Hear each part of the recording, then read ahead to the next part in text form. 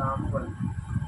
আবার সেখানে নারায়ণ গঙ্গোপাধ্যায় অর্থাৎ লেখক যে তার শিক্ষকের প্রতি ছোটোবেলায় শিক্ষকের প্রতি খুব রাগ বা অশ্রদ্ধা ছিল না, কিন্তু অতটা অঙ্ক করতে পারতো না বলে খুব ভয় করতো, অতটা স্যারের সঙ্গে মিশতে পারতো না। কিন্তু বড় হয়ে যখন অঙ্ক নিয়ে না পাস করলেও বাংলাতে পাস করেছে, সেই বাংলাতে পাস করার পরে সেই স্যারকে নিয়ে একটা গল্প লিখেছিল।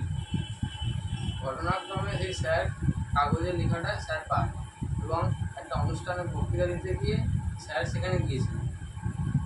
আর ওখানে গল্পটা মানে বক্তৃতা শোনার পর স্যার বললো যে আমি অনেক দিন আগে কাগজটা পেয়েছিলাম, যে লেখক সেই কাগজটা দেখালো যে মানে লেখকের যে আগে ছোটোবেলায় শিক্ষক ছিল, তারপরে সেই শিক্ষক কেঁদে ফেলছিল যে তুমি আমাকে এত ভালোবাসো অথচ অঙ্ক পারতে না, এটা আমার খুব ভালো।